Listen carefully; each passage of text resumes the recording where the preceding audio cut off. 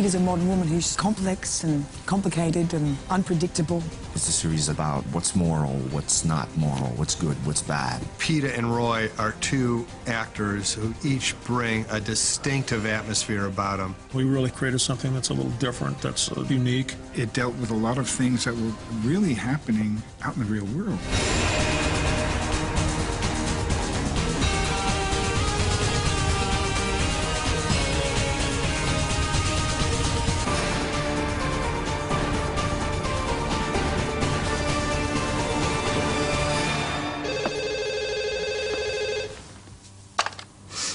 Diga. Josephine.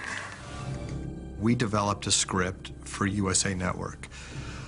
They did not like the script. They still liked the idea, but the script was very much like the movie in that Nikita was like a street girl who was a criminal. So I came up with the idea of making her an innocent, a person who was accused of a crime that she didn't commit. No es cierto. No es cierto.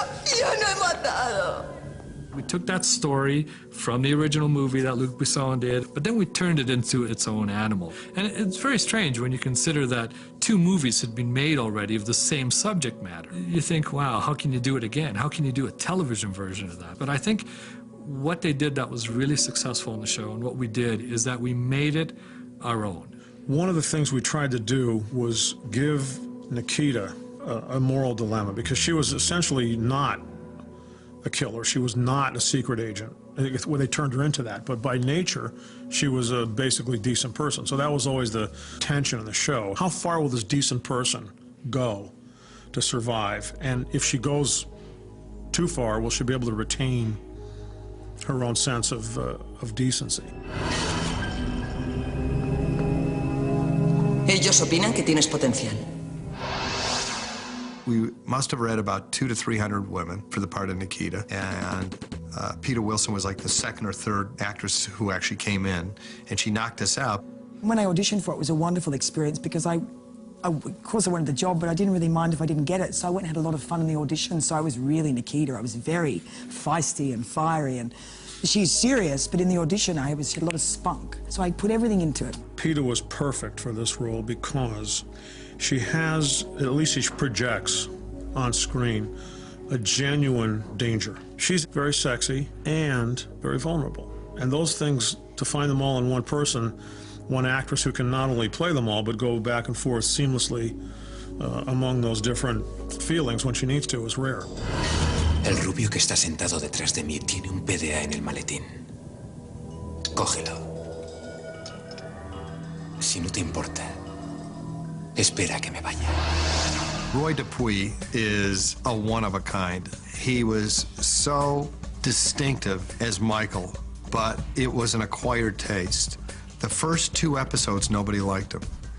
His accent was distracting. He spoke too low. He moved too slow. He didn't have any urgency. He didn't have the register of emotions we're used to seeing in a typical TV lead. But by the 3rd episode you saw him, you realized this is the reason I'm watching the show.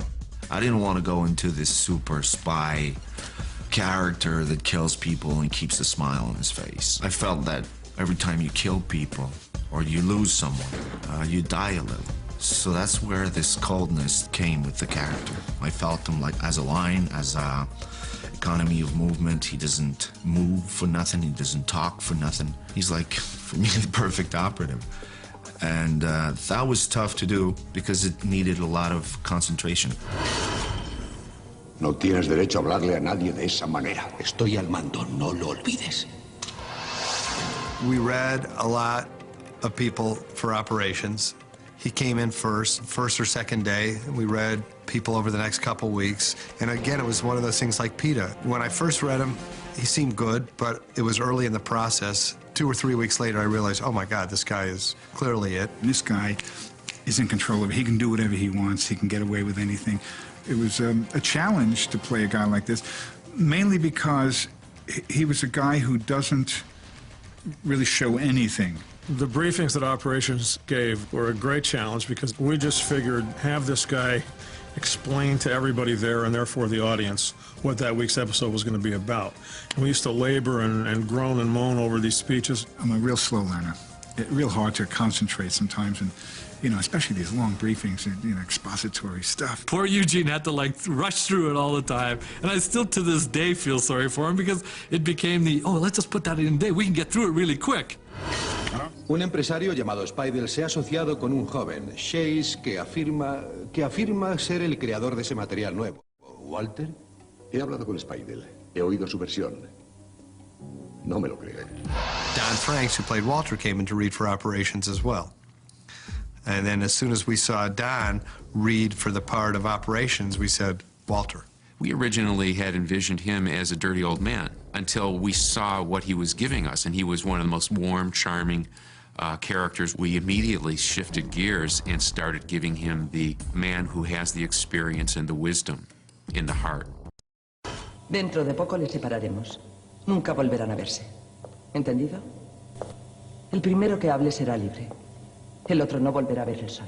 The Madeline character, originally, we had a little different take compared to where she ended up. I think we envisioned the Madeline character as being a compassionate mother figure. Alberta Watson gave us an unbelievably strong and almost ruthless feminine icon that we could use in ways that we hadn't originally planned. ¿Cómo te convertiste en esto, Birkov? ¿En qué? ¿En un adicto cibernético? La tecnología es fantástica. Todavía no has tenido tiempo de apreciarla. Birkov was originally envisioned as the geek of Section 1, and he, I think, played most faithfully what we had written from day one. He had an originality to him. I mean, that part can be a fairly cliche part, the computer hacker, the young kid wearing the T-shirt. He just seemed to go beyond it. He just seemed to be about so many other things than that we just said, this guy's so interesting, let's just do it. The very first shot we ever did on Nikita was Peter Wilson in the front of the limo, turning around, and she has a gun, and she, actually smiles at them, which right away set her character. We hit a magic formula between Peter and Roy and Michael and Nikita. One of the first scenes we shot of them was them dancing together. And we looked at the dailies. I'll never forget Tobin Bell, who was playing the part of the villain. He came up to me after they were shooting the scene. He goes, those two people together, it's like music. It's like great music. It's like they're giving something to each other that just adds up to something really amazing. Prepárate.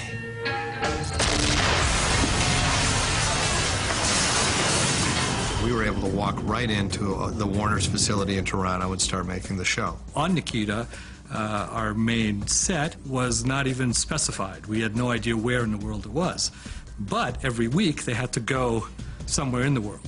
So the challenge was to turn Toronto into China, Japan, on a very small syndicated show budget.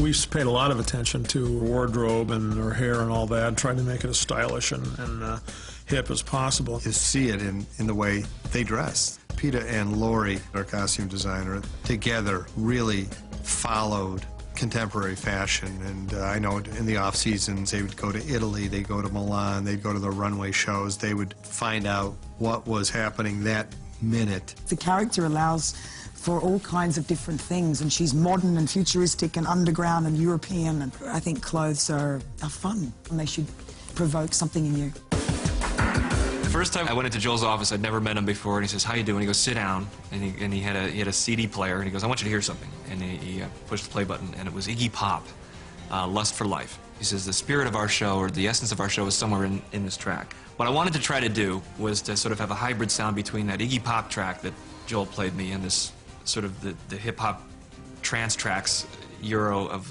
the mid-90s. There was such strong writing on the show that it really warranted having some themes that actually lasted throughout the entire life of the series.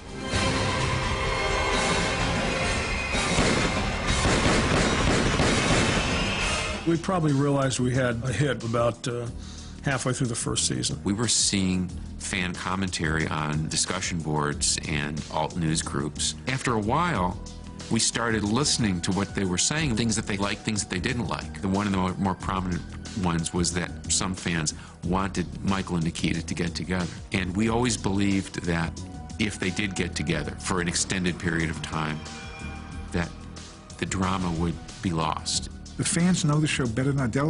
If someone asks me a question about the show or any particular show and I sort of glaze over for a second, I say, well, that was show 403 when you, and I'm like, I can't believe the knowledge that they have.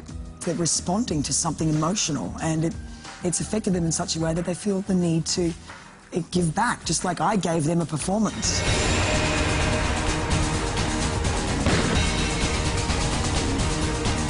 The writers and the cast and the crew had accomplished something that was a little different, a little unique. Rocco Matteo's sets had a distinctive feel to it. Sean Callery's music had a distinctive feel to it. Our storytelling was sort of arrhythmic. It took a risk on the storylines. It took risks on relationships. The actors interacted with the crew in a very comfortable way, but they were excited. They were excited by the scripts, and they were excited by what they were doing, and that excitement was contagious. We were well ahead of our time with a female character being the lead of a television show and be as powerful as she was, you know, both physically and mentally. I'm going to look back at this and be very proud of what I did with the material and the time I was given at this point in my life. And, you know, I play an action hero, but I'm just an actress. And I think I'm quite tough, but I'm not really.